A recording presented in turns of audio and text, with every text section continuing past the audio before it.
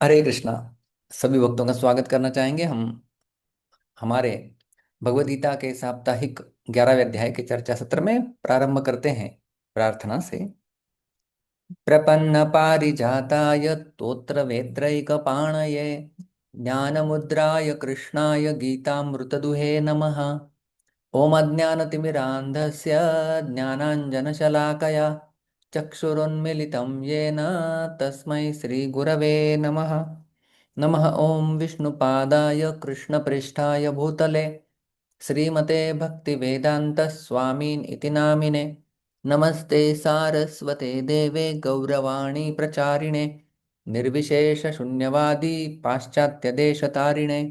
जय श्री कृष्ण चैतन्य प्रभु नित्यानंद श्री अद्वैत गदाधर श्रीवासादि गौरभक्तवृंद। हरे कृष्ण कृष्ण कृष्ण हरे हरे, हरे राम राम राम हरे हरे। तो हम देख रहे हैं भगवद गीता का 11वां अध्याय, जिसके 7 विभाग हमने किए हुए हैं। तो प्रथम विभाग हमने देख लिया था 1 से 4 श्लोक में। अर्जुन कहे थे कि मेरा मोह तो दूर हो गया है, किंतु मैं द्रष्टुमिच्छामि ते रूपम ऐश्वरम पुरुषोत्तम। मैं आपका वो ऐश्वर्य युक्त रूप देखना चाहता हूँ। और दूसरे सेक्शन में हम अभी हैं, जिसमें भगवान श्री कृष्ण विश्वरूप दिखाने से पूर्व उस विश्वरूप में अर्जुन क्या क्या देखेगा उसका वर्णन कर रहे हैं। जैसे अभी अभी स्कूल शुरू हुए हैं, तो जब कक्षा प्रारंभ हो जाती है तो शिक्षक सीधा विषय का प्रारंभ नहीं करते हैं। मानो गणित का यदि शिक्षक है तो इस गणित के विषय में आप क्या क्या सीखने वाले हैं ऐसा पहले बता देते हैं। तो इसी प्रकार से भगवान मानो एक शिक्षक के समान है, जो भी जो 5 से 8 हमारा आज बाय द वे दूसरा सेक्शन भी कंप्लीट होने वाला है, जिसमें भगवान वर्णन करते हैं अपने विश्वरूप का कि अर्जुन क्या क्या देखने वाले हैं। तो हमने हमारे पिछले सत्र में 5 और 6 ये दोनों श्लोकों को देखा था, जिसमें भगवान बताए थे पश्चिमे पार्थ रूपाणि शतशोथ सहस्त्रशः नानाविधानि दिव्यानि नानावर्णाकृतीनि च। भगवान कहे थे, हे पार्थ, पृथापुत्र अर्जुन। तो अर्जुन की जो संकोच पूर्वक प्रार्थना थी उसे सुनकर भगवान प्रसन्न हुए, और इसलिए अर्जुन के लिए पार्थ संबोधन का प्रयोग किया था। जिससे आपने देखा था कोई माँ यदि अपने बच्चे के ऊपर प्रसन्न है तो पूछती है, लल्ला आज क्या खाएगा। तो प्रेममय संबोधन से पूछा जाता है। तो उसी प्रकार से भगवान मानो, क्योंकि अर्जुन की वह संकोच पूर्व प्रार्थना कैसे थी कि मन्य से यदि तच्छक्य मया दृष्टुम इति प्रभो, यदि आप ये जानते हैं कि मैं पात्र हूं देखने के लिए तो ही आप मुझे दिखाइए। इस प्रकार से अर्जुन ने प्रार्थना की थी और भगवान इससे प्रसन्न हुए थे।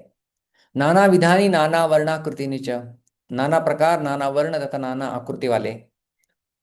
तो नाना विधान यानी अलग प्रकार के, छोटे मोटे,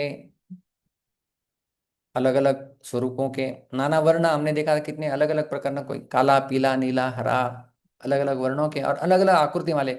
कोई मत्स्य अवतार, कोई कूर्मा अवतार, कोई सारे अवतार वाले, ये अलग अलग आकृति वाले तू देखेगा।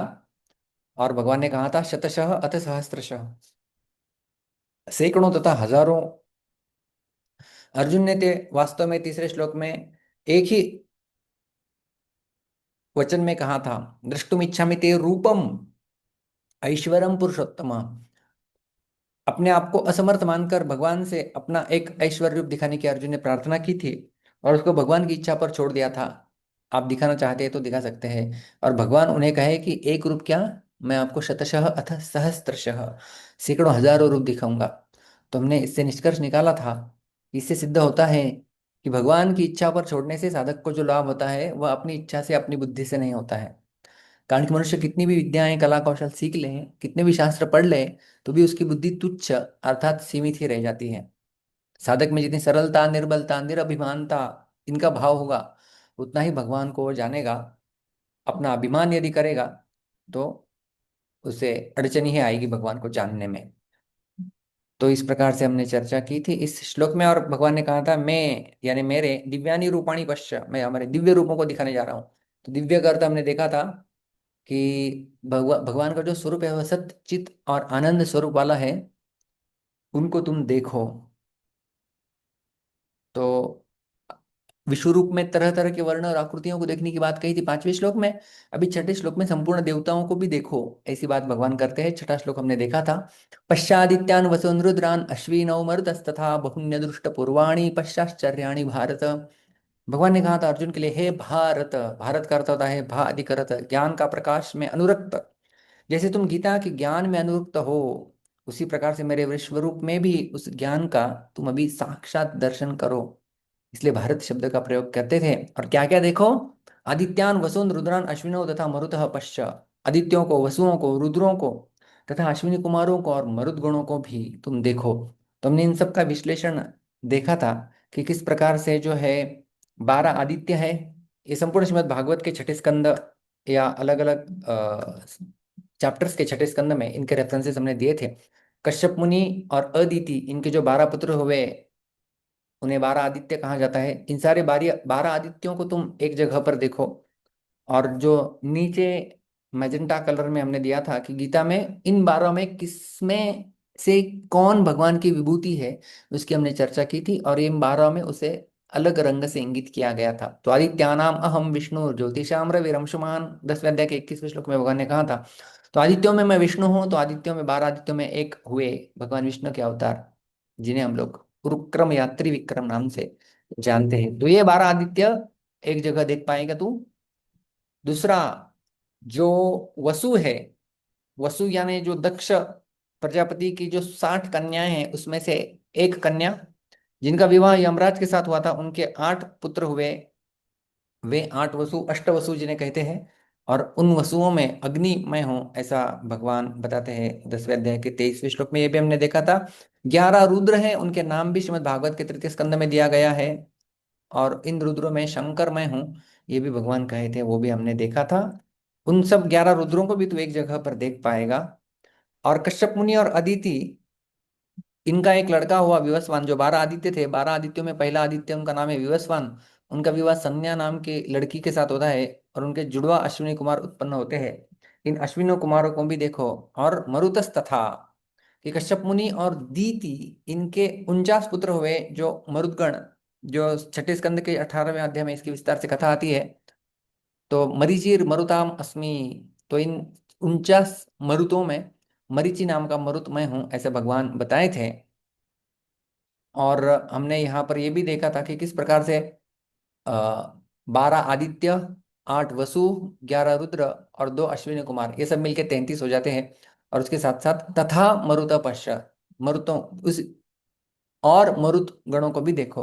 तो ये तथा शब्द क्यों प्रयोग किया गया है उसका हमने देखा था। क्योंकि देवताओं में मरुद गणों का नाम भी आता है, पर वे 49 मरुदगण देवताओं से अलग माने जाते हैं, क्योंकि वे सभी दैत्यों से देवता बने थे। हमने पिछली बार उसकी कथा देखी थी, अभी नहीं दोहराएंगे। दीति जो थी वो कश्यप मुनि की पुत्री थी। दीति से जो आते हैं उन्हें दैत्य कहते हैं।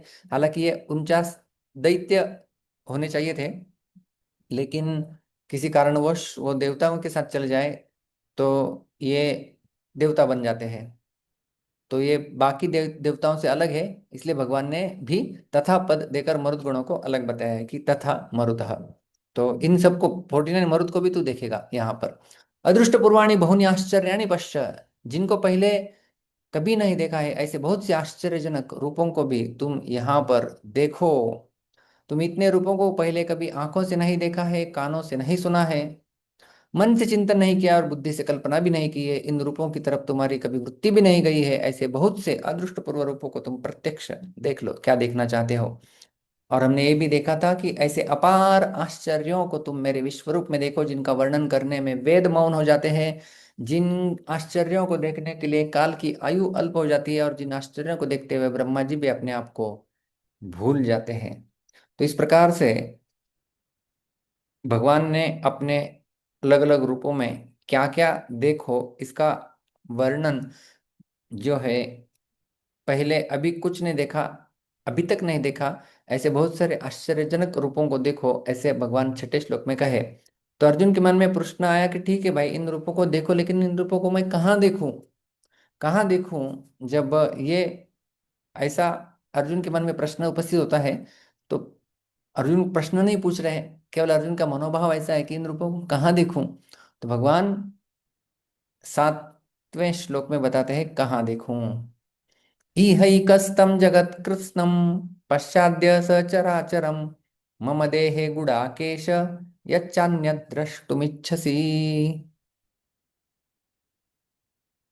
हरे कृष्ण गुरु जी। तमिल प्रणाम। हरे कृष्णा। तो हम लोग इस श्लोक का पद विभाग देखेंगे, संधि देखेंगे, और एक एक शब्द का दो दो बार उच्चारण करेंगे। मेरे पीछे आप सब लोग बोलिए, इह इह इह इह एकस्थम एकस्थम एकस्थम। एकस्थम यहाँ पर संधि होती है, वृद्धि संधि। इहैकस्थम इहैकस्थम जगत जगत् जगत जगत् कृत्स्नम कृत्स्नम् कृत्स्नम कृत्स्नम् पश्य पश्य पश्य पश्य अद्य अद्य अद्य। अद्य यहाँ पर संधि होती है सवर्ण दीर्घ संधि, पश्चाद्य पश्चाद्य सचराचरम सचराचरम् सचराचरम सचराचरम् मम मम मम मम देहे देहे देहे देहे गुडाकेश गुडाकेश गुडाकेश गुडाकेश यत् यत् यत् यत् च च च च अन्यत् अन्यत् अन्यत्। अन्यत् यहाँ पर संधि हो जाती है, यच्चान्यत् यच्चान्यत् द्रष्टुम द्रष्टुम् द्रष्टुम द्रष्टुम् इच्छसि इच्छसि इच्छसि। इच्छसि। संपूर्ण श्लोक एक एक पाद के साथ। इहैकस्तं जगत्कृत्स्नं इहैकस्थं जगत्कृत्स्नम् पश्चाद्य सचराचरम् पश्चाद्य सचराचरम् मम देहे गुडाकेश मम देहे गुडाकेश यच्चान्यद्द्रष्टुमिच्छसि। यच्चान्यद् द्रष्टुमिच्छसि। ठीक है। धन्यवाद। एक और और आप बार। रहो, जाओ मत। ठीक है। पिछली बार सेकंड श्लोक के लिए नहीं दिखे थे। और कौन उच्चारण करना चाहेगा? एनीवन? पंकज प्रभु। हरे कृष्ण प्रभु जी, दंडवत प्रणाम। हरे कृष्णा। इहैकस्तं इहैकस्तं जगत्कृत्स्नं इहैकस्तं जगत्कृत्स्नं पश्चाद्य सचराचरम् पश्चाद्य सचराचरम् मम देहे गुडाकेश मम देहे गुडाकेश यच्चान्यद्द्रष्टुमिच्छसि। यच्चान्यद्दृष्टं द्रष्टुमिच्छसि। द्रष्टुम इच्छसि। द्रष्टुम इच्छसि। Yes, good.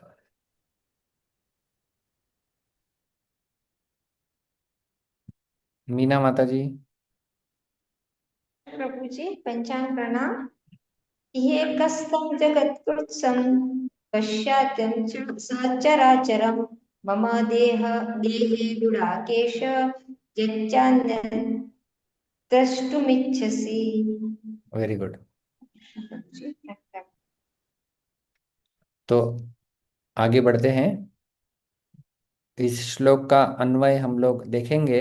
भगवान बोल रहे अर्जुन से, हे गुडाकेश, हे गुडाकेश, सचराचरम कृत्स्नम जगत अन्यच्च यत् द्रष्टुम इच्छसि अद्य मम इह देहे एकस्थम पश्य। आपको समझ में भी आ गया होगा थोड़ा थोड़ा। हम पहले अनुवाद देखते हैं शिल प्रपात जी के द्वारा, और एक एक शब्दों के ऊपर प्रकाश डालेंगे। हे अर्जुन, तुम जो भी देखना चाहो उसे तत्क्षण मेरे इस शरीर में देखो। तुम इस समय तथा भविष्य में भी जो भी देखना चाहते हो उसको यह विश्वरूप दिखाने वाला है। यहाँ एक ही स्थान पर चर अचर सब कुछ है। तो सर्वप्रथम हम देखते हैं भगवान ने अर्जुन के लिए शब्द प्रयोग किया है गुड़ाकेश। गुड़ाकेश। तो गुड़ाकेश शब्द कैसे बनता है? गुड़ा का अधिक ईश, इससे बनता है गुड़ाकेश शब्द। गुड़ा का अर्थ होता है निद्रा या फिर आलस्य या फिर थकान, और ईश यानी नियंत्रण। तो गुड़ाकेश शब्द का अर्थ क्या हो जाएगा संपूर्ण? जिसने अपनी निद्रा के ऊपर, अपने आलस्य के ऊपर अर्थात अपनी थकान के ऊपर विजय प्राप्त कर लिया है, नियंत्रण कर लिया है, वो हो गया गुड़ाकेश। तो आप जानते होंगे जब अर्जुन द्रोणाचार्य जी के गुरुकुल में थे, तब वो दिन भर भी प्रैक्टिस किया करते थे और रात के समय में भी प्रैक्टिस किया करते थे। तो एक बार क्या हुआ, कैसे ये प्रारंभ हुआ उनका ये सिलसिला। तो भीम और सारे पांडव मिलके एक जगह बैठे थे और खाना खा रहे थे, दिया लगाया हुआ था, दिए के प्रकाश में सब खाना खा रहे थे। अचानक हवा का झोंका आया, दिया बुझ गया और भीम का खाना चालू था। तभी हमें खाने के लिए दिए की आवश्यकता बहुत बार नहीं होती, हमारा हाथ बरोबर मुंह में जाता है, कभी नाक में कान में नहीं जाता। तो अर्जुन ने फिर ऑब्जर्व किया, सब लोग हम लोग खा रहे हैं, तो बिना दिए के हम लोग खा सकते हैं। तो अर्जुन ने सोचा मैं बिना दिए के प्रैक्टिस क्यों नहीं कर सकता आर्चरी की। तो फिर उन्होंने अपनी धनुर्विद्या जारी रखी और रात के समय में भी वो प्रैक्टिस करते थे। इसलिए वो उस समय के सर्वश्रेष्ठ धनुर्धर बन जाते हैं। तो जिन्होंने अपनी नींद के ऊपर विजय प्राप्त कर लिया है उसे कहते हैं गुड़ाकेश। या फिर वो कभी थकते नहीं है, इस प्रकार से उस आलस्य के ऊपर नियंत्रण प्राप्त कर लिया है, उसे कहते हैं गुड़ाकेश। तो भगवान ने अर्जुन का यह नाम क्यों यहाँ पर लिया, गुड़ाकेश? तो भगवान मानो अर्जुन को कह रहे भाई तू विश्वरूप देखने वाला है, तू निरालस्य होकर बिना थके बिल्कुल सावधानी से मेरे विश्वरूप को देखो। यह क्योंकि अर्जुन ने रिक्वेस्ट की थी किस प्रकार से वो देखना चाहते हैं, और भगवान भी मानो कह रहे हैं कि हे अर्जुन या हे गुड़ाकेश, तुम बिना थके निरालस्य होकर बिल्कुल सावधानी से इस विश्वरूप को तुम देखो। इसलिए गुड़ाकेश शब्द का प्रयोग किया है। और सचराचरम कृत्स्नम जगत, चर अचर, चर और अचर सहित संपूर्ण जगत को। ये जो कृत्स्नम शब्द है वो कभी कभी कंफ्यूज हो जाते हैं लोग, इसे कृष्णम ऐसे भी पढ़ते हैं, लेकिन ये गलत है। कृत्स्नम शब्द का अर्थ होता है संपूर्ण, संपूर्ण कंप्लीट। जगत यानी ये संपूर्ण जगत। स ये संपूर्ण जगत को देखो, भगवान कह रहे हैं। और कैसे? सचराचरम, चर अचर सहित। तो जैसे अर्जुन की तीव्र उत्कंठा में जो है वो उत्सुकता उसकी जो पहले थी वो परिवर्तित हो जाए। अर्जुन के मन में पहले से ही थोड़ी सी उत्सुकता थी विश्वरूप देखने की, तो इस विश्वरूप में क्या क्या देखने वाला है वह बता के मानो भगवान अर्जुन की उत्कंठा को और जागृत करा रहे हैं। और गुड़ाकेश बोल के कह रहे हैं कि भाई तूने तो नींद के और आलस्य और थकान के ऊपर नियंत्रण प्राप्त कर लिया है, अभी बिना थके तू सब कुछ देख, क्योंकि तुझे बहुत कुछ देखने वाला है, तो इसमें थक मत जाना। और क्या क्या देखेगा? सचराचरम। तो चर का अर्थ होता है चलने वाले सारे, चलने फिरने वाले। कौन है? मनुष्य, देवता, यक्ष, राक्षस, भूत, पशु, पक्षी आदि, ये सब चलने फिरने वाले, इन्हें कहते हैं जंगम यानी चर। और अचर यानी जो चल नहीं सकते, जैसे वृक्ष, लता, घास, पौधा इत्यादि, ये स्थावर। और तथा कृत्स्नम जगत मतलब ये संपूर्ण जगत है ना, पृथ्वी, पहाड़, नदी, रेत, जड़ सहित संपूर्ण जगत को तुम देखोगे। मतलब क्या हुआ, इस विश्व में हम लोग जो किसी चीज का अस्तित्व है, इन सबको एक स्थान पर लाकर भगवान दिखा रहे थे अर्जुन को। सचराचरम कृत्स्नम जगत, संपूर्ण जगत को। इस भौतिक संसार में नहीं ऐसा होता है। मैं यहाँ पे बैठा हुआ हूँ, आप सब लोग मानो 35 पार्टिसिपेंट्स है, ये 35 लोग कहाँ कहाँ अलग अलग जगहों पर बैठे हुए हैं, हम नहीं देख पाएंगे एक जगह सबको। कोई कहाँ पर है, कोई कहाँ पर है, कोई मुंबई में है, कोई संभाजी नगर में है, कोई नासिक में है, अलग अलग जगहों पर है। तो ऐसे सब लोगों को एक साथ, ये तो केवल मनुष्यों की बात, उसमें देवता, राक्षस, असुर, पशु, पक्षी, अलग अलग कलर के, अलग अलग आकृतियों के, नाना विधानि दिव्यानि, नाना वर्णाकृति च, इन सबको सचर अचरम, चर सब घूमने वाले सारे जितने अस्तित्व में है, अचर जो सब स्टेबल स्थावर है वो सारे, और उसके साथ साथ सारे पर्वत, जितने पर्वत इस भूमंडल पर है, उन सारे पर्वतों को एक जगह पर। अभी हम लोग यहाँ बैठे, यहाँ पर मुझे एक सह्याद्री पर्वत दिखाई देगा, लेकिन हिमालय थोड़ी दिखाई देगा। बोले नहीं, हिमालय वहां से भी हिमालय क्योंकि भगवान ने कहा था 10वें अध्याय के आखिरी श्लोक में, अथवा बहु नैतेन किं ज्ञातेन तव अर्जुन विष्टभ्याहमिदं कृत्स्नम् एकांशेन स्थितो जगत। मैं संपूर्ण विश्व को मेरे एक अंश से व्याप्त कर लेता हूँ। तो उसी प्रकार से भगवान अपने एक अंश में सब कुछ संपूर्ण जगत को दिखाने जा रहे थे। तो कैसी क्यूरियोसिटी अर्जुन की भी बढ़ गई होगी कि माय गॉड, मैं सारा जगत को एक जगह पर देखने वाला हूँ। और ऐसे नहीं कि भगवान छोटा करके दिखाने वाले थे। मतलब जो हमने ना पूरी पृथ्वी, आपने देखा होगा पुलिस ऑफिसर्स में उनके डेस्क के ऊपर तो पृथ्वी ऐसी घूमती रहती है, ऐसा घुमा देते हो, है ना? फिल्मों में देखते हैं ऐसे पृथ्वी घुमाती, पूरा पृथ्वी एक जगह देखता है। हम लोग पूरी पृथ्वी को एक जगह देख पाएंगे क्या? एक वास्तविक दृष्टिकोण से नहीं देख पाएंगे। वो छोटा, तो वो छोटे रूप में देखते हैं, बॉल के रूप में। लेकिन पूरी वास्तव में पृथ्वी कितनी बड़ी है उसको नहीं देख पाएंगे। लेकिन भगवान बोल रहे हैं मैं तुम्हें साक्षात एक जगह पर लाके दिखाऊंगा।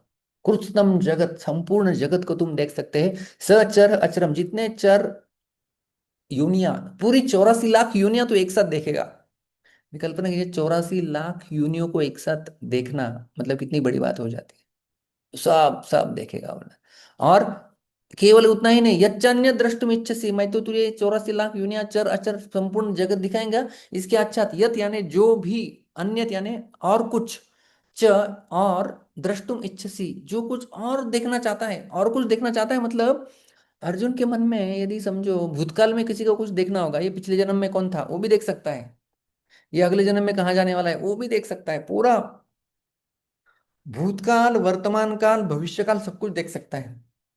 अर्जुन के मन में दूसरे अध्याय में शंका उत्पन्न हुआ था ना कि भाई कौन जीतेगा, तो कौन जीतने वाला है वो भी तो भविष्य की परिकल्पना के रूप में वो भी देख सकता है। और जो अर्जुन ने आगे चल के देखा, सारे कौरव भगवान के मुख में प्रवेश कर रहे हैं किस प्रकार से, वो वर्णन करते हैं अर्जुन आगे चल के। तो तुम्हें भविष्य में भी जो कुछ देखना होगा वो सब कुछ तुम यहाँ पर देख लो। तो एवरीथिंग, मतलब काल के रूप में भी, पास्ट प्रेजेंट फ्यूचर सब कुछ। यच्च अन्य द्रष्टुम इच्छसि, जो तुम्हारी इच्छा होगी भविष्य में भी होने वाला है वो भी तुम देख पाएगा। तो इस प्रकार से कहाँ पर देखे, जो हमारा प्रश्न था, अर्जुन पूछ रहे कहाँ देखूं। अद्य, अद्य यानी, अद्य संस्कृत में कहते हैं अद्य यानी आज, अभी। आज को कहते हैं अद्य, कल जो हो गया उसे कहते हैं यह, और जो कल होने वाला है उसे कहते हैं श्वः। तो अद्य यानी आज, आज आज अभी। इह, इह यानी यहीं पर। कहाँ पर? मम देहे, मेरे शरीर में। एक स्थम पश्य, एक स्थान पर स्थित देखो। ये सब कुछ ऐसा वैलिड है, लेकिन एक स्थान पे स्थित तुम देखो। तुम्हें अलग कहीं जगह पर दृष्टि डालने की आवश्यकता नहीं है, चलो वहां हिमालय देखो, तो वहां पर ये देखो, वहां पर ये देखो। सब कुछ एक जगह पर, एक स्तंभ पश्य, एक जगह पर सब कुछ देखो। तो इस प्रकार से भगवान ने अर्जुन को इस श्लोक में बताया कि मैं तुम्हें सब कुछ दिखाने जा रहा हूँ। इहैकस्थम जगत कृत्स्नम पश्चाद्य सचराचरम मम देहे गुड़ाकेश यच्च अन्य द्रष्टुम इच्छसि, जो कुछ देखना चाहता है वो सब कुछ यहाँ पर देखो। तो इस प्रकार से अभी तक भगवान ने 3 श्लोक कहे हैं इस अध्याय में, 5, 6, 7, 3 की हमने चर्चा की। तो इन 3 श्लोकों में भगवान ने 4 बार पश्य पश्य कहा। पश्य, ठीक है, 5वें श्लोक में पश्चिमे पार्थ रूपाणि शतशोथ सहस्रश नानाविधानि दिव्यानि नानावर्णाकृतीनि पश्चादित्यान् वसुंधरुद्रान् अश्विनौ मरुतस्ता बहुन्यदृष्ट पर्वाणि पश्य आश्चर्याणि भारत इहैकस्तम जगत्कृत्स्नम पश्य अद्य सचराचरम। तो पश्य पश्य पश्य पश्य करे 4 बार, पश्य पश्य, देखो देखो देखो, ऐसा कर रहे हैं लेकिन अर्जुन को लगा कि भगवान बोल रहे देखो, मुझे तो कुछ दिखाई नहीं दे रहा है, कहाँ देखो? भगवान ने बोले यही कस्तम, यहीं पर देखो और यहीं पर देखो। लेकिन फिर भी अर्जुन को कुछ दिखाई नहीं दे रहा था। तो अभी 8वें श्लोक में भगवान अर्जुन को क्यों अर्जुन देख नहीं पा रहा था उसका कारण बताएंगे। और वो कहेंगे कि तू इस भौतिक दृष्टि से नहीं देख पाएगा, उनको दिव्य चक्षु भगवान देकर विश्वरूप अभी कैसे देखेंगे, देखो। इसकी आज्ञा वो करते हैं 8वें श्लोक में। न तुमाम शक्य से द्रष्टुम अनेनैव स्वचक्षुषा दिव्यम ददामि ते चक्षुः पश्य मे योगमैश्वरम पुनः पश्य। अभी देखो। तो इस श्लोक का हम लोग अभी हरे कृष्ण रजित अन्वय देखेंगे। यस। न, ना न, ना तू, तू तू, तू माम, माम माम माम शक्यसे शक्यसे शक्यसे शक्यसे द्रष्टुम द्रष्टुम द्रष्टुम द्रष्टुम अनेन अनेन अनेन अनेन एव एव एव एव यहाँ पर वृद्धि संधि हो रही है। अनेनैव अनेनैव स्वचक्षुषा स्वचक्षुषा स्वचक्षुषा स्वचक्षुषा दिव्यम् दिव्यं दिव्यम् दिव्यं ददामि ददामि ददामि ददामि ते ते ते ते चक्षुः चक्षुः चक्षुः चक्षुः पश्य पश्य पश्य पश्य मे मे मे मे योगम् योगं योगम् योगम् ऐश्वरम् ऐश्वरम् ऐश्वरम्। ऐश्वरम्। यहाँ पर संधि नहीं हो रही है बाय द वे। हम जो कहते हैं ना कि योगम ऐश्वरम जो यहाँ पर दिख रहा है, इसको हमने केवल अलग करके लिखा है। इसे इसे जो है वो ये वर्ण संयोग कहते हैं। केवल दो शब्द एकत्रित आके जुड़ जाते हैं। जब वर्ण विकार उत्पन्न हो जाता है, कुछ उसमें परिवर्तन आता है, तब उसे संधि कहते हैं। जैसे अनेन और एव में जो है वो अनेनैव, यहाँ पर जो है वो संधि हो रही है, क्योंकि इसका अ जो आखिरी है वो ए में मिश्रित होके वृद्धि होके अनेनैव बन रहा है। तो लेकिन यहाँ पर जो योगम और ऐश्वरम है, यहाँ पर ये हलंत है। तो केवल वर्णों का संयोग हो रहा है। तो वर्ण के संयोग को केवल संधि नहीं कहते। जब वर्णों का विकार होता है, कुछ परिवर्तन होता है, जैसे हम लोग देखते हैं विसर्ग कभी ओ में परिवर्तित होता है, विसर्ग कभी लोप हो जाता है, तो उसे संधि कहते हैं। तो संपूर्ण श्लोक एक एक पाद के साथ। न तु माम शक्य से द्रष्टुम न तु मां शक्यसे द्रष्टुम् अनेनैव स्वचक्षुषा अनेनैव स्वचक्षुषा दिव्यं ददामि ते चक्षुः दिव्यं ददामि ते चक्षुः पश्य मे योगमैश्वरम्। पश्य मे योगमैश्वरम्। उत्तम, धन्यवाद। धन्यवाद प्रभु जी। हरे कृष्ण धन्यवाद। शोभा माता जी। हरे कृष्णा प्रभु जी, दंडवत प्रणाम। हाँ, आप बोलिए। न तुमां शक्यसे द्रष्टुम् अनेनैव स्वचक्षुषा दिव्यं ददामि ते चक्षुः पश्य मे योगमैश्वरम्। धन्यवाद माता जी। धन्यवाद। हरे कृष्ण। मीना माता जी। हरे कृष्ण प्रभु जी, पंचांग प्रणाम। न तु मां शक्यसे द्रष्टुम् अनेनैव स्वचक्षुषा दिव्यं ददामि ते चक्षुः पश्य मे योगमेश्वरम्। हरे कृष्ण। हरे कृष्णा। तिवारी जी। हरे कृष्ण प्रभु जी, दंडवत प्रणाम। हरे कृष्णा। न तो माम शक्यसे द्रष्टुम अनेनैव स्वचक्षुषा दिव्यं ददामि ते चक्षुः पश्य मे योगमैश्वरम्। उत्तम।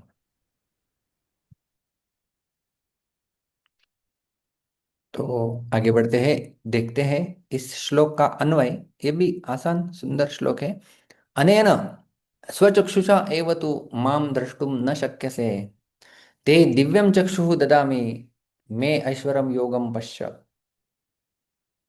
श्रील प्रभुपाद जी अनुवाद लिखते हैं, किंतु तुम मुझे अपनी इन आंखों से नहीं देख सकते, अतः मैं तुम्हें दिव्य आंखें दे रहा हूं। अब मेरे योग ऐश्वर्य को देखो। तो जैसा हमने कहा कि भगवान ने अभी तक पश्य पश्य पश्य 4 बार बोला है। अर्जुन बोले भाई कहाँ पश्य, यही कस्तम पश्य, यही कस्त, यहाँ पे तो मैं देख रहा हूँ कुछ दिख नहीं रहा है। भगवान बोलते हैं कि भाई तू अपनी इन आंखों से नहीं देख पाएगा। अनेन स्वचक्षुषा एव तू माम द्रष्टुम न शक्यसे। तू का अर्थ है परंतु, किंतु तुम अपने इन प्राकृत नेत्रों के द्वारा, अनेन अनेन ये, इन स्वचक्षुषा, ये चर्म चक्षु जिसे कहते हैं, चर्म चक्षु या प्राकृत नेत्र, चक्षु का अर्थ होता है नेत्र, इनके द्वारा माम द्रष्टुम न शक्य से, मुझे देखने में समर्थ नहीं हो। तो हम हमारे साधारण आंखों से भगवान को कभी नहीं देख सकते। तुम्हारे जो चर्म चक्षु है इनकी शक्ति बहुत अल्प और सीमित है। वे मन बुद्धि इंद्रियों से अतीत मेरे रूप को नहीं देख सकते, क्योंकि भगवान भगवान ने अपने रूप के बारे में कहा था, कौन से रूपों को देखो, दिव्यानी, दिव्य रूपों को देखो। तो दिव्य के समय हमने क्या कहा था, सच्चित और आनंद से बने हुए हैं। और ये हमारी भौतिक आंखें सच्चिदानंद स्वरूप को नहीं देख सकते, जो कि इंद्रियों से अतीत होते हैं भगवान। तो हमारी इंद्रियातीत है, मन और बुद्धि इन सब के अतीत है। मेरे रूप को तुम्हारी ये आंखें नहीं देख सकती, ऐसा भगवान जो है वो बताए। तो इसी प्रकार से कोई यदि कहता है कि हम आप हमें भगवान को दिखाओ, तो एक्चुअली भगवान की एक कृपा होती है, क्योंकि सच्चिदानंद स्वरूप भगवान को हम हमारी भौतिक प्राकृत आंखों से नहीं देख सकते। जिन रूप में हम भगवान को देख सकते हैं, उस रूप में भगवान अपने आप को परिवर्तित करके आ जाते हैं विग्रह या मूर्ति के रूप में। मूर्ति को तो हम लोग देख सकते हैं, क्योंकि हमारी आंखें भौतिक तत्वों से बनी हुई हैं। इसलिए भगवान भी भौतिक तत्वों में आते हैं हमारे लिए, और ताकि हम लोग उन्हें देख पाए, उन्हें समझ पाए, उनकी सेवा कर पाए। वास्तव में भगवान का स्वरूप कैसा है, दिव्य है। दिव्य का अर्थ होता है अलौकिक, अलौकिक का अर्थ होता है सत चित और आनंद। इन तत्वों से वे बने रहते हैं, और ये सूक्ष्म है, इन्हें हम लोग नहीं देख सकते। हम हमारे शरीर में मन कहाँ पर है ये भी नहीं देख सकते। हम आत्मा को नहीं देख सकते, व्यक्ति मृत हो जाता है, आत्मा चली जाती है, कहाँ चली गई किसी ने देखा नहीं, तो देख नहीं पाते। तो सूक्ष्म वस्तुओं को भौतिक या स्थूल वस्तुओं के द्वारा नहीं देखा जा सकता। तो भगवान कह रहे हैं कि भाई तुम्हारे इन आंखों के द्वारा तू मुझे न द्रष्टुम शक्य से नहीं देख सकता। इसलिए क्या करते हैं अभी, इसलिए ते यानी तुम्हें दिव्यम चक्षुः ददामि, मैं तुम्हें दिव्य चक्षु देता हूं। मैं योगम ऐश्वरम पश्य, तुम मेरा योग ऐश्वर्य देखो अभी। तो दिव्य चक्षुओं की आवश्यकता होती है भगवान को देखने के लिए, क्योंकि भगवान का स्वरूप कैसा है, दिव्य है। पश्चादित्यान वसुंधरुद्रान अश्विनौ मरुतस्सा बहुन्य दृष्ट पूर्वाणि पश्चाश्चर्याणि भारत। और भगवान कहे थे कि इन सबको देखो, लेकिन ये सबके सब क्या है, दिव्यानि रूपाणी नाना वर्णाकृति नीच। तो ये सब दिव्य है। तो भगवान दिव्य है, तो उनको देखने के लिए आंखें भी दिव्य लगेगी। इसलिए भगवान कहे दिव्य चक्षु अहम ददामी, मैं तुम्हें दिव्य चक्षु प्रदान करता हूं। तो दिव्य वस्तु को देखना है, तो इसलिए आंखें भी दिव्य होनी चाहिए। इसलिए ब्रह्म संहिता में कहा गया है कि कौन देख सकता है भगवान को, ऐसी दिव्य आंखों वाला व्यक्ति देख सकता है। प्रेमांजनच्छुरित भक्ति विलोचनेन सन्तः सदैव हृदयेषु विलोकयन्ति यं श्यामसुन्दरमचिन्त्य गुणस्वरूपं गोविन्दमादिपुरुषं तमहं भजामि। कहते कि प्रेमांजन छुरित भक्ति विलोचनेन, लोचन कौन से लोचन ने, लोचन वही लोचन यानी आंखें, कौन सी आंखें, जिन्होंने प्रेम का अंजन लगाया हुआ है, वह व्यक्ति वास्तव में भगवान को देख सकता है। तो यहाँ पर अर्जुन अपनी भौतिक आंखों से भगवान को नहीं देख पा रहे थे, नहीं देख सकते थे। इसलिए भगवान कहे कि मैं तुम्हें अभी दिव्य चक्षु प्रदान करने जा रहा हूं, इनके माध्यम से तुम देख सकोगे। मैं तुझे अतीन्द्रिय और अलौकिक रूप को देखने की सामर्थ्य वाले दिव्य चक्षु देता हूं, जिससे तू अतीन्द्रिय अलौकिक पदार्थ भी देख सके। ऐसी आंखें दे रहा हूं जिससे अति इंद्रिय, अतीन्द्रिय यानी जो इंद्रियों से परे है, इंद्रियों के अतीत है, और अलौकिक यानी जो दिव्य है, जो भौतिक तत्वों से नहीं बने हुए हैं, सच्चिदानंद स्वरूप घन है। उनको देखने के लिए हमें उसी प्रकार की आंखों की आवश्यकता होती है। वह दिव्य दृष्टि भगवान अर्जुन को दे रहे थे। तो ये जो विश्वरूप भगवान अर्जुन को दिखा रहे हैं, वह विश्वरूप केवल अर्जुन ने देखा, क्योंकि अर्जुन को भगवान ने दिव्य दृष्टि प्रदान की थी। पूरे युद्ध भूमि में किसी ने यह विश्वरूप नहीं देखा। और संजय ने देखा, क्योंकि संजय के पास ऑलरेडी दिव्य दृष्टि थी। व्यास प्रसादात श्रुत्वा, व्यास देव जी की कृपा से संजय के पास पहले से दिव्य दृष्टि थी। इसलिए तो हस्तिनापुर में बैठ के कुरुक्षेत्र में क्या हो रहा था वो देख कर बता रहे थे। आज तक एक चैनल होता है ना हमारा, आज तक, तो संजय का चैनल और एडवांस था अभी तक। आज तक तो छोड़ दो, अभी तक एग्जैक्टली अभी तक क्या हो रहा है, क्या हो रहा है, क्या कैसे हो रहा है, वो सब बता रहे थे वो एग्जैक्टली। तो उनके पास वह दिव्य दृष्टि पहले से थी, इसलिए संजय देख पाए उस विश्वरूप को। और अगले अगले श्लोकों में संजय वर्णन करेंगे कि क्या अर्जुन देखने वाले हैं। और एक बहुत मजेदार शब्द यहाँ पर इस श्लोक में आया हुआ है। भगवान कहते हैं पश्चिमे योगमैश्वरम, मेरे योग ऐश्वर्य को देखो। तो ये जो पश्च क्रियापद है, इसके दो अर्थ होते हैं। एक है बुद्धि अर्थात विवेक से देखना, और दूसरा होता है अपने नेत्रों से देखना। तो आपको याद होगा जब हमने हमारा 9वां अध्याय की चर्चा की थी, हम बहुत बार आगे आगे तो चले जाते हैं पढ़ते पढ़ते, लेकिन पीछे भूल जाते हैं कई बार। तो ऐसा कभी आपको समय मिले तो बीच में हमने सारे नोट्स भी साझा किए हुए हैं, ऐसे पिछले नोट्स कुछ आप देख सकते हैं। तो ऐसा कभी कभी उनके ऊपर नजर डालने की, तो जब ऐसे प्रकार से रिवीजन किया जाता है तो विषय और पक्का हो जाता है। तो नवोध्याय के 5वें श्लोक में भगवान ने कहा था, न च मत्स्थानि भूतानि पश्यमे योगमैश्वरम भूत भृन्न च भूतस्थो ममात्मा भूत भावनः। न च मत्स्थानि भूतानि, पहले चौथे श्लोक में कहा था मत्स्थानि सर्वभूतानि, अभी कहते हैं न च मत्स्थानि भूतानि, मुझ में कुछ स्थित नहीं है। पश्चिमे योगमैश्वरम, मेरे योग ऐश्वर्य को देखो। तो वहां पर जो भगवान ने यही शब्द है, इसलिए मैंने यहाँ पर यही शब्द लिखा हुआ है। जो श्लोकों में हमने देखा था 4 पाद होते हैं ABCD, तो वैसे पश्चिमे योगमैश्वरम, यह ए पूरा एक पाद है 8 अक्षर वाला। तो यह रिपीट हुआ है दोनों श्लोकों में 9.5 11.8। तो पश्चिमे योगमैश्वरम जो 9वें अध्याय में भगवान ने कहा था, वहां पर पश्च का अर्थ किस में लिया था? विवेक से देखो, समझो। मतलब यहाँ पर जो पश्च है इसका अर्थ है जानना, 9.5 में जो उसका अर्थ है जानना, और जो 11.8 में जो पश्चिम योगमैश्वरम है उसका अर्थ है देखना। तो एक्चुअली देखो, नेत्रों से देखो। तो ये जो देखना है पश्च, हम लोग देख रहे हैं कि ये दो अर्थ होते हैं। एक है बुद्धि का अर्थात विवेक से देखना, दूसरा नेत्रों से देखना।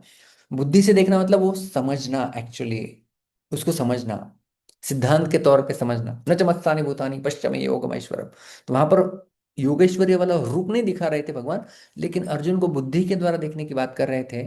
वो है विवेक के द्वारा देखना।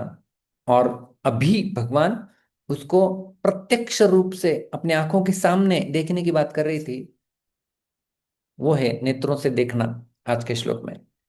तो इस प्रकार से हमने आज 2 श्लोकों के ऊपर चर्चा की कि जब पिछले श्लोकों में भगवान बोल रहे अर्जुन को पश्च पश्च, अर्जुन बोले भाई कहाँ देखो, तो यही कस्तम जगत कृत्स्नम पश्चाद्य सचराचरम मम देहे गुड़ाकेश यच्च अन्य द्रष्टुमिच्छसि। हे गुड़ाकेश, भगवान ने अर्जुन के लिए गुड़ाकेश शब्द का प्रयोग किया, जिसका अर्थ होता है कि जिसने निद्रा के ऊपर, आलस्य के ऊपर, थकान के ऊपर विजय प्राप्त की है, उसे कहते हैं गुड़ाकेश। भगवान मानो कह रहे हैं कि तू अभी देख रहे हो तो बिना थके देखो, क्योंकि मैं तुम्हें बहुत कुछ दिखाने जा रहा हूँ। क्या क्या दिखाने जा रहा हूँ? सचराचरम कृष्णम जगत, संपूर्ण जगत, सारे पर्वत, सारी नदियां, सारे घर, सारे नगर, सारे देश, सारे राष्ट्र, सचर अचरम, उनके चर यानी सब चलने वाले मनुष्य, पशु पक्षी प्राणी, देवता असुर यक्ष किन्नर, सब ऋषि, और अचर सारे वृक्ष, सारी लताएं, सारे पेड़ पौधे, पृथ्वी, ये सब अचर तत्व, सब कुछ। और यच्च अन्य द्रष्टुम इच्छसि, जो कुछ और तेरी देखने की इच्छा है। कौन व्यक्ति भूतकाल में, पिछले जन्म में कौन था, या इस युद्ध का निकाल क्या लगने वाला है भविष्य में, ये जो जो कुछ देखना चाहते हो सब कुछ कहाँ देखो? अद्य मम देहे यह एकस्थम पश्य, यहीं पर एक स्थान पर मेरे शरीर में, मैं मम देहे, मेरे शरीर में तुम देखो। लेकिन 3 बार, 3 श्लोकों में भगवान ने 4 बार पश्च पश्च पश्च पश्च शब्दों को कहा है। लेकिन अर्जुन बोले भाई मैं कहाँ देखूं, मुझे दिखाई नहीं दे रहा है। तो भगवान बोले कि तू तेरे साधारण आंखों से देख ही नहीं सकता, मैं तुम्हें दिव्य चक्षु प्रदान करूंगा। न तो माम शक्य से द्रष्टुम अनेनैव स्वचक्षुषा दिव्यम ददामि ते चक्षुः पश्चिमे योगमैश्वरम। अनेन स्वचक्षुषा, अपने इन भौतिक प्राकृतिक चर्म चक्षुओं के द्वारा, तू किंतु माम द्रष्टुम न शक्य से, मुझे नहीं देख पाएगा हे अर्जुन, क्योंकि मैं इंद्रियातीत हूं। मेरे स्वरूप दिव्य है, सच्चिदानंद स्वरूप है। उन्हें सच्चिदानंद वाली वस्तु ही, सच्चिदानंद का चश्मा ही देख सकता है, बाकी कोई नहीं देख सकता। ते दिव्यम चक्षु ददामि, मैं तुम्हें वो दिए हुए चक्षु अभी दे रहा हूं। तो ये भगवान ने अर्जुन के ऊपर कृपा की है, उनके अंदर देखने की इच्छा जागृत हुई है, तो भगवान उनको एम्पावर कर रहे उस प्रकार से देखने के लिए। यह है भगवान की कृपा। जो भी इच्छा अर्जुन के मन में हो रही है, वो सारी इच्छाओं को पूर्ण कर रहे हैं। मैं ऐश्वरम योगम पश्य, अभी मेरा योग ऐश्वर्य देखो।